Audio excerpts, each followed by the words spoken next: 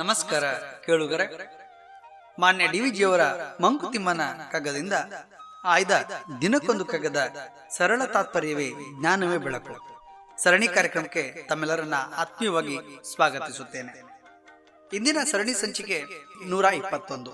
ನಾನು ನಿಮ್ಮೊಂದಿಗೆ ಕರುಣಾಕರ ಬಳಕೂರು. ಕಗ್ಗ ಗಾಯನದಲ್ಲಿ ವಿದ್ವಾನ್ ಸುರೇಶ್ ರಾವ್ ತೂರು. ಬನ್ನಿ, ಇಂದಿನ ಕಗ್ಗ ಮಾಲಿಕೆಯಲ್ಲಿ ಮಾನ್ಯ ಡಿವಿಜಿಯವರ ವಿಶೇಷವಾಗಿರುವ ಕಗ್ಗವನ್ನ ಕೇಳಿ ಬರೋಣ. ಇಹುದೋ ಇಲ್ಲವೋ ತಿಳಿಯಗೊಡದ ಒಂದು ವಸ್ತು ನಿಜ, ಮಹಿಮೆ ಜಗವಾಗಿ ಜೀವ ವೇಷದಲ್ಲಿ ವಿಹರಿಪುದು ಅದು ಒಳಿತು ಎಂಬುದು ನಿಸದವಾದೊಡೆ ಆ ಗಹನ ತತ್ವಕ್ಕೆ ಶರಣೋ ಮಂಕುತಿಮ್ಮ. ಇಹುದೋ ಇಲ್ಲವೋ ತಿಳಿಯಗೊಡದೊಂದು ವಸ್ತು ನಿಜ, ಮಹಿಮೆಯಿಂ ಜಗವಾಗಿ ಜೀವವೇಷದಲ್ಲಿ ವಿಹರಿಪುದೊಳ್ಳಿತೆಂಬುದು ನಿಸದವಾದೊಡೆ ಆ ಗಹನ ತತ್ವಕ್ಕೆ ಶರಣೋ ಮಂಕುತಿಮ್ಮ.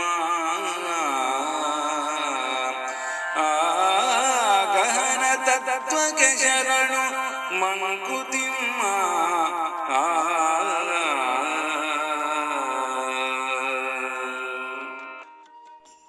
ಪ್ರೀತಿಯನ್ನಿಟ್ಟು ಮಂಕುತಿಮ್ಮನ ಕಗ್ಗವನ್ನ ಕೇಳುತ್ತಿರುವಂತ ಎಲ್ಲ ಕೇಳುಗರೆ, ಈ ಭೂಮಿ ಮೇಲೆ ಹುಟ್ಟಿರುವ ನಾವೆಲ್ಲರೂ ಕೂಡ ಪ್ರಕೃತಿಯ ವಿಸ್ಮಯಕ್ಕೆ, ಪ್ರಕೃತಿಯಲ್ಲಿರುವಂತಹ ಒಂದು ಶಕ್ತಿಗೆ ನಾವೆಲ್ಲರೂ ಕೂಡ ಈಗಾಗಲೇ ಶರಣಾಗಿದ್ದೇವೆ, ಶರಣಾಗಲೇಬೇಕು. ಕಣ್ಣಿಗೆ ಕಾಣದಿರುವ ಶಕ್ತಿ ಇದೆಯೋ ಇಲ್ಲವೋ ನಮಗೆ ತಿಳಿಯದಂತೆ ಇದೆ. ಅದು ವಸ್ತುಗಳು ಸೇರಿದಂತೆ ತನ್ನ ಸ್ವಂತ ಮಹಿಮೆಯಿಂದ ಜಗತ್ತು ಎಂಬುದಾಗಿ ಹಾಗೂ ಅದರೊಳಗೆ ಜೀವಿಗಳ ವೇಷದಲ್ಲಿ ವ್ಯವಹರಿಸುತ್ತಾ ಇರ್ತದೆ. ಆ ಶಕ್ತಿಯು ಒಳ್ಳೆಯದು ಎಂಬುದು ನಿಶ್ಚಯ ಮತ್ತು ಸತ್ಯವಾಗಿದ್ದಲ್ಲಿ ಆ ರಹಸ್ಯದ ತತ್ವಕ್ಕೆ ನಾವೆಲ್ಲರೂ ಕೂಡ ಶರಣಾಗಲೇಬೇಕು. ಮನೆಯಲ್ಲಿ ಯಾರಿಗಾದರೂ ಅಸೌಖ್ಯ ಅಥವಾ ಅನಾರೋಗ್ಯ ಉಂಟಾದಾಗ ನಾವು ಸಾಮಾನ್ಯವಾಗಿ ವೈದ್ಯರಲ್ಲಿ ಹೋಗ್ತೇವೆ. ಅಲ್ಲಿ ಹೋದಾಗ ವೈದ್ಯರು ಬೇಕಾದಂತ ಪರೀಕ್ಷೆಗಳನ್ನ ಮಾಡಿ ವಿಶೇಷವಾದ ಮದ್ದುಗಳನ್ನೆಲ್ಲ ಕೊಟ್ಟು ಗುಣಪಡಿಸುವ ಪ್ರಯತ್ನವನ್ನು ಮಾಡ್ತಾರೆ. ಆದರೆ ಅನಾರೋಗ್ಯಕ್ಕೆ ಪೀಡಿತವಾಗಿರುವಂತ ರೋಗಿಯು ಯಾವುದೇ ಮದ್ದುಗಳಿಗೂ ಕೂಡ ಸ್ಪಂದಿಸದೇ ಇದ್ದಾಗ ವೈದ್ಯರು ನಮ್ಮಿಂದ ಸಾಧ್ಯವಿಲ್ಲ, ತಮ್ಮ ಅಸಹಾಯಕತೆಯನ್ನು ತೋಡಿಕೊಳ್ತಾರೆ. ಅವರು ಎಲ್ಲವನ್ನ ಬಿಟ್ಟು ಕೈ ಚೆಲ್ತಾರೆ. ಅವರು ಸಾಧ್ಯವಿಲ್ಲ ಅಂತ ಹೇಳಿದಾಗ, ಕೈ ಚೆಲ್ಲಿದಾಗ ನಾವು ಬಹಳಷ್ಟು ಕಕ್ಕಾಬಿಕ್ಕಿ ಆಗ್ತೇವೆ. ಆಗ ಅವರು ಧೈರ್ಯ ತುಂಬುವ ಮಾತನಾಡ್ತಾರೆ. ಆ ಭಗವಂತನ ಮೇಲೆ ಭಾರ ಹಾಕಿಬಿಡಿ, ಎಲ್ಲ ಅವನೇ ನೋಡ್ಕೊಳ್ತಾನೆ ಎನ್ನುವ ಒಂದು ಮಾನಸಿಕವಾದಂತಹ ನೆಮ್ಮದಿಯಲ್ಲಿ ಅವರು ಜೊತೆಯಲ್ಲಿ ಇದ್ದಾಗ ಧೈರ್ಯವನ್ನು ತುಂಬುವ ಪ್ರಯತ್ನ ಮಾಡಿದಾಗ ಆಗ ನಾವು ಕಣ್ಣಿಗೆ ಕಾಣದೇ ಇರುವ ದೇವರಲ್ಲಿ ಪ್ರಾರ್ಥನೆಯನ್ನು ಸಲ್ಲಿಸುತ್ತೇವೆ. ನಮ್ಮಲ್ಲಿರುವ ಎಲ್ಲ ದುಃಖವನ್ನ ತೋಡಿಕೊಳ್ಳುತ್ತೇವೆ. ಹೀಗೆ ಕಣ್ಣಿಗೆ ಕಾಣದಿರುವ ಶಕ್ತಿಗೆ ಸಂಪೂರ್ಣವಾಗಿ ನಾವು ಶರಣಾಗ್ತೇವೆ. ಕಣ್ಣಿಗೆ ಕಾಣದೇ ಇರುವ ಆ ದೇವರ ಮೊರೆ ಹೋಗುತ್ತೇವೆ. ನಾವೆಲ್ಲರೂ ಇಂದು 21ನೇ ಶತಮಾನದ ಉತ್ತರಾರ್ಧದಲ್ಲಿದ್ದೇವೆ. ಇಂದಿನ ಆಧುನಿಕ ಕಾಲಘಟ್ಟದ ಜ್ಞಾನ ವಿಜ್ಞಾನಗಳ ಆವಿಷ್ಕಾರದ ವೈಜ್ಞಾನಿಕ ಕಾಲಘಟ್ಟದಲ್ಲಿ ಇದ್ದೂ ಕೂಡ ಆಲೋಚನೆ ಮಾಡುವಾಗಲೂ ಕೂಡ ಅನಾದಿ ಕಾಲದಿಂದಲೂ ಬಂದಿರುವಂತಹ ಭಗವಂತನ ಬಗ್ಗೆ ಹಲವು ರೀತಿಯ ಜಿಜ್ಞಾಸೆಗಳು ನಡೆಯುತ್ತಲೇ ಇದ್ದಾವೆ. ಪ್ರಪಂಚದ ಸೃಷ್ಟಿಯಲ್ಲಿ ಎಲ್ಲರನ್ನು ಸಲಹುವ ಒಂದು ಶಕ್ತಿಯು ಕಣ್ಣಿಗೆ ಕಾಣದಂತೆ ಅದು ಇದೆ ಮತ್ತು ಕಾರ್ಯನಿರ್ವಹಿಸುತ್ತಿರುವ ಬಗ್ಗೆ, ನಂಬಿಕೆ ಅಪನಂಬಿಕೆಗಳ ಬಗ್ಗೆ ಚರ್ಚೆ ನಡೆಯುತ್ತಲೇ ಇದೆ. ಅವರವರ ಭಾವಕ್ಕೆ, ಅವರವರ ದರ್ಶನಕ್ಕೆ ಕಂಡ ಹಾಗೆ ಆ ಶಕ್ತಿ ಗೋಚರಿಸುತ್ತದೆ.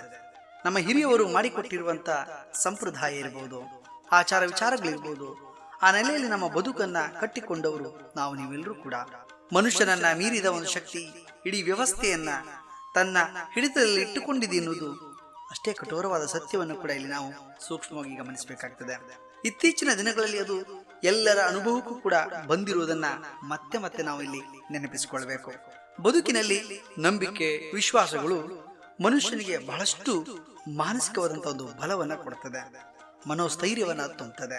ಆರಂಭದಲ್ಲಿ ಇಲ್ಲ ಅಂತ ಹೇಳಿದರೂ ಕೂಡ ವಾಸ್ತವದಲ್ಲಿ ನಮ್ಮ ಗ್ರಹಿಕೆಗೆ ಬಂದ ಹಾಗೆ ಆ ಗಹನವಾದ ಶಕ್ತಿಗೆ ನಾವು ಶರಣಾಗುವಂತೆ ಮಾಡಿಸ್ತದೆ. ಏನಂತೀರಿ ಪ್ರಿಯರೇ?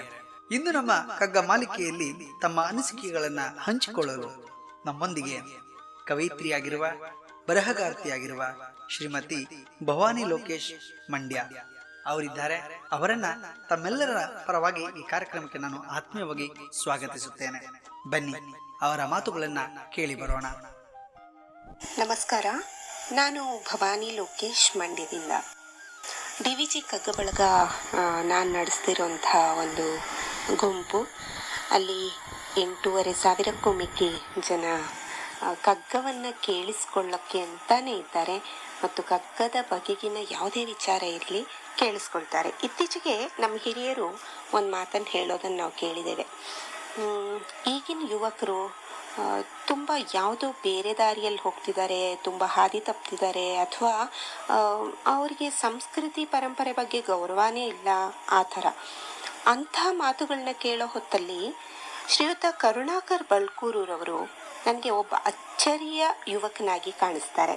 ಯಾಕಂದರೆ ತುಂಬ ಪ್ರೀತಿಯಿಂದ ಕಗ್ಗದೆಡೆಗಿನ ತಮ್ಮ ಆಸಕ್ತಿಯ ವಿಷಯವನ್ನು ಬಹಳ ಅಚ್ಚುಕಟ್ಟಾಗಿ ಕಗ್ಗ ಸರಣಿ ಅನ್ನುವ ಒಂದು ಯೂಟ್ಯೂಬ್ ಚಾನೆಲ್ನಲ್ಲಿ ನೀಡುವ ಮೂಲಕ ಮತ್ತು ಕಗ್ಗಕ್ಕೆ ವ್ಯಾಖ್ಯಾನವನ್ನು ನೀಡುವ ಮೂಲಕ ಕಗ್ಗ ಅಂದರೆ ಕಠಿಣವಾದದ್ದು ಅನ್ನುವಂಥ ಮನಸ್ಥಿತಿ ಇದ್ದವರೆಲ್ಲರಿಗೂ ಸರಳವಾದ ತಿಳಿಗನ್ನಡದಲ್ಲಿ, ಅದರಲ್ಲೂ ಕನ್ನಡದ ಅಧ್ಯಾಪಕರೇ ಆಗಿರುವ ಕಾರಣಕ್ಕೆ ಬಹಳ ಅಚ್ಚುಕಟ್ಟಾಗಿ ಈ ಕಾರ್ಯಕ್ರಮವನ್ನು ನಡೆಸ್ಕೊಂಡು ಬರ್ತಾ ಇದ್ದಾರೆ.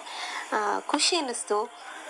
ಶ್ರೀಯುತ ಕರುಣಾಕರ್ ಬಳ್ಕೂರವರ ಈ ಒಂದು ಕಗ್ಗ ಯಾನ ಮುಂದುವರಿಲಿ, ಅನೇಕರಿಗೆ ಇದು ಮಾದರಿಯಾಗಲಿ ಅನ್ನೋದು ನನ್ನ ಆಶಯ ಕೂಡ. ಯಾಕಂದರೆ ಇವತ್ತಿನ ಯುವಜನತೆಗೆ ಮತ್ತು ಮುಂದಿನ ಪೀಳಿಗೆಗೆ ಖಂಡಿತಕ್ಕೂ ಒಂದು ಸಂಸ್ಕಾರಯುತವಾದ ಜ್ಞಾನದ ತಿಳಿ ಬೆಳಕನ್ನು ಕೊಡುವಂಥದ್ದು ಕಗ್ಗ. ಆ ಕಗ್ಗ ಮಾರ್ಗದಲ್ಲಿ ನಾವೆಲ್ಲರೂ ನಡಿಲಿಕ್ಕೆ ಕಾರಣ ಆಗುವಂಥವರು ಶ್ರೀಯುತ ಕರುಣಾಕರ್ ಬಳ್ಕೂರು ಅಂಥ ಅನೇಕ ಯುವಕ ಮಿತ್ರರು. ಹೀಗೆ ಅವರು ಪ್ರತಿದಿನ ಮಾಡ್ತಿರುವ ಈ ಕಗ್ಗಯಾನ, ಕಗ್ಗದ ಬಗೆಗಿನ ಸರಣಿ ಕಾರ್ಯಕ್ರಮ ಇನ್ನೂ ಚೆನ್ನಾಗಿ ಬರಲಿ ಅನ್ನೋದು ನನ್ನ ಆಶಯ. ಅವರಿಗೆ ಒಳ್ಳೆಯದಾಗಲಿ. ಇನ್ನಷ್ಟು ಕಾರ್ಯಕ್ರಮಗಳನ್ನು ನೀಡ್ತಾ ಜನಮಾನಸದಲ್ಲಿ ಕಗ್ಗವನ್ನು ಉಳಿಸುವಂಥವರಾಗಲಿ ಎನ್ನುವುದು ಮತ್ತೊಮ್ಮೆ ಶುಭ ಹಾರೈಕೆಗಳು ನನ್ನ ಕಡೆಯಿಂದ. ನಮಸ್ಕಾರ, ಥ್ಯಾಂಕ್ ಯು. ಧನ್ಯವಾದಗಳು ಮೇಡಮ್. ಬಂಧುಗಳೇ, ಕರೋನಾದ ಈ ಸಂದಿಗ್ಧ ಸ್ಥಿತಿಯಲ್ಲಿ ಬದುಕುವುದು ಇಂದು ಸವಾಲಿನ ಪ್ರಶ್ನೆ. ಮುಂಜಾಗ್ರತೆ ಕ್ರಮವನ್ನ ಅನುಸರಿಸೋಣ, ಆರೋಗ್ಯ ಸೂತ್ರವನ್ನ ಅಳವಡಿಸಿಕೊಳ್ಳೋಣ, ಆತ್ಮಸ್ಥೈರ್ಯದಿಂದ ಬದುಕನ್ನ ಗೆಲ್ಲೋಣ. ಕೊನೆಯಲ್ಲಿ ಒಂದು ಮಾತು, ಕಗ್ಗ ಮಾಲಿಕೆಯ ಜ್ಞಾನವೇ ಬೆಳಕು ಯೂಟ್ಯೂಬ್ ಚಾನಲ್ ಅನ್ನು ಹಿಂದೆ ಸಬ್ಸ್ಕ್ರೈಬ್ ಆಗಿ ನಮ್ಮನ್ನ ಪ್ರೋತ್ಸಾಹಿಸಿ. ನಾಳೆ ಇನ್ನೊಂದು ಕಗ್ಗದೊಂದಿಗೆ ಬರುತ್ತೇನೆ. ಅಲ್ಲಿಯವರೆಗೆ ನಮಸ್ಕಾರ, ಶುಭ ದಿನ.